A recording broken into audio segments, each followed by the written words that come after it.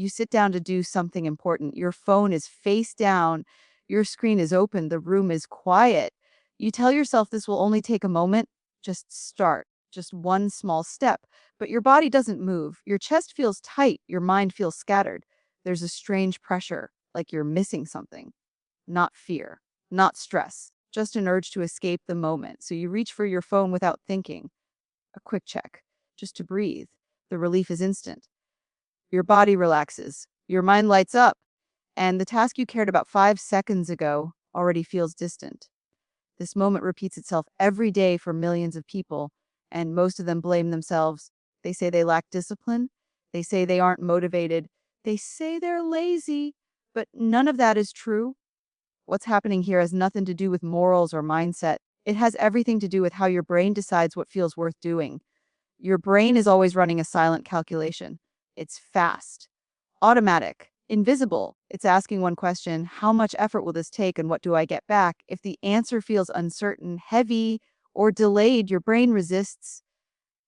If the answer feels easy, stimulating, and immediate, your brain leans in. This isn't weakness, it's survival wiring. For most of human history, effort was expensive, calories mattered, energy mattered. Doing less could keep you alive, so your brain learned to avoid unnecessary strain and chase signals of reward.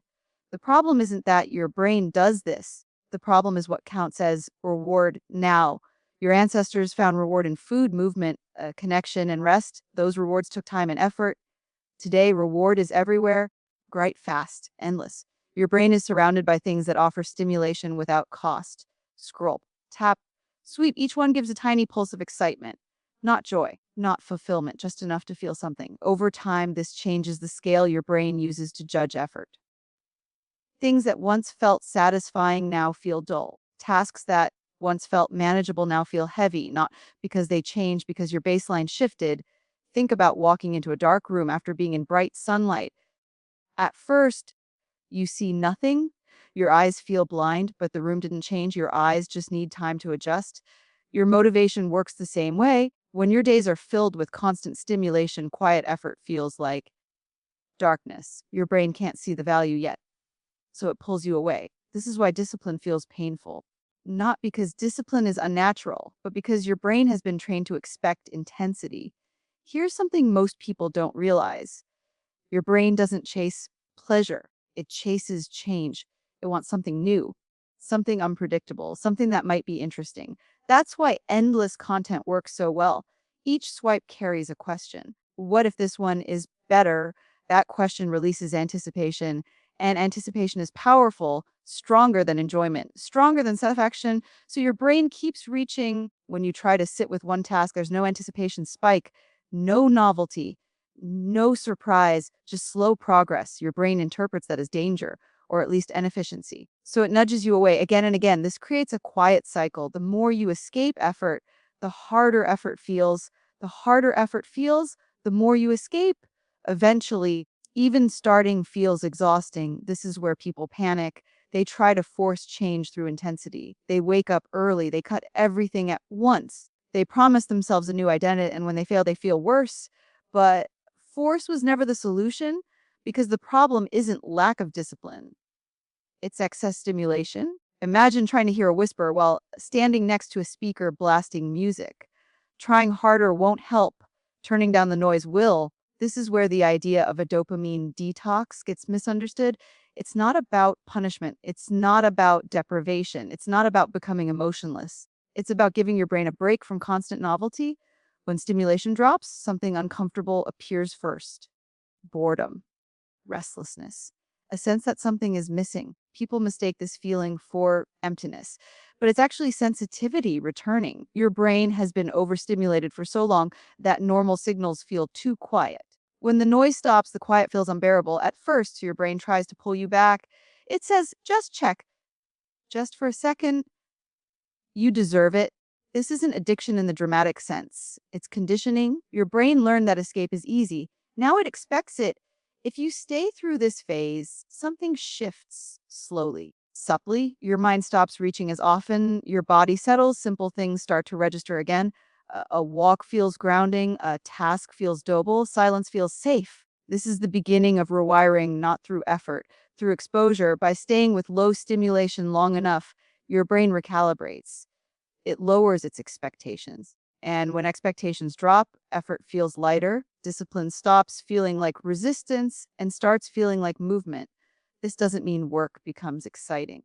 It means it becomes tolerable, then neutral, then eventually satisfying. Satisfaction is different from pleasure. Pleasure spikes and fades. Satisfaction builds quietly. Pleasure says more. Satisfaction says enough. Most people have forgotten what satisfaction feels like, not because it disappeared, but because it was drowned out. When you give it space, it returns. And when it does, discipline no longer feels like something you force. It feels like something that fits. There's a moment that arrives quietly. You sit down to work, you expect resistance, but it doesn't come the way it used to. Your mind still wanders. Your body still hesitates. But the pull is weaker. You begin anyway. This moment feels small, almost unnoticeable, but it's the result of something big. Your brain is learning a new pattern. It's learning that effort doesn't always lead to discomfort. That staying doesn't always feel bad. That escape isn't always necessary. This learning doesn't happen through insight. It happens through repetition. Your brain doesn't care what you believe. It cares what you do repeatedly. Every time you resist a quick escape, even briefly, you send a signal. This is survivable. Every time you return to a task after distraction, you reinforce something deeper. This matters, though. Over time, these signals accumulate, not in awareness. In wiring, this is why identity changes last. You don't wake up disciplined. You become disciplined through behavior that feels slightly uncomfortable, but not overwhelming. Small friction, repeated often. The modern world removes friction everywhere else. Food arrives instantly. Entertainment never ends. Discomfort is optional. So when discipline introduces friction, it feels foreign, but friction is how learning happens. Muscles grow through resistance.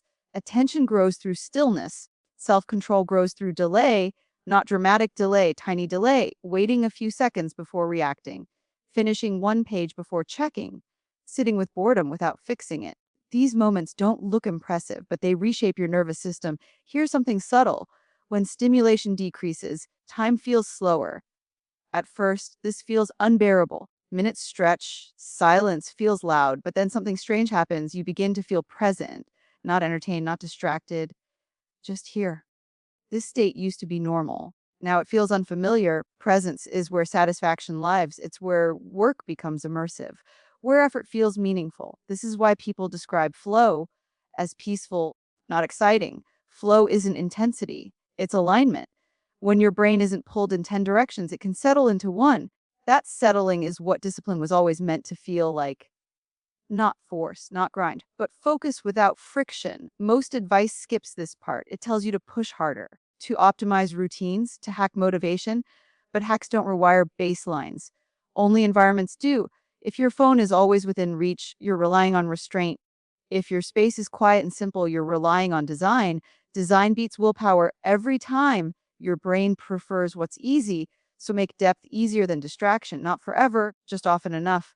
Over time, your preferences shift. You start choosing effort without debate, not because you're strong, but because your brain expects less stimulation elsewhere. This is how discipline becomes enjoyable, not because it feels good immediately, but because it stops feeling bad. There's an important distinction here. Enjoyment doesn't always feel like pleasure. Sometimes it feels like calm. Sometimes it feels like clarity. Sometimes it feels like relief.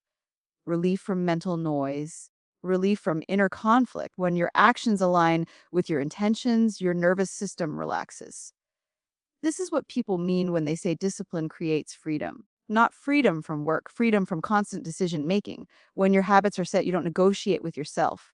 You just move.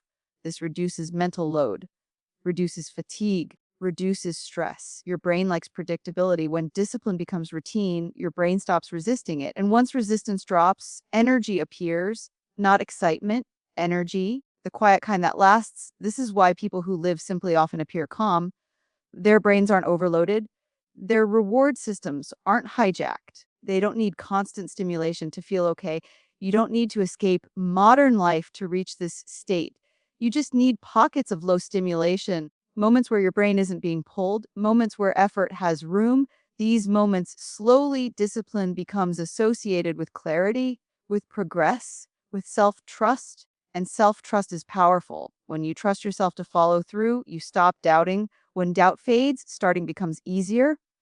This is the final shift. Discipline stops being about control and becomes about identity, not the identity you declare, the identity your brain believes.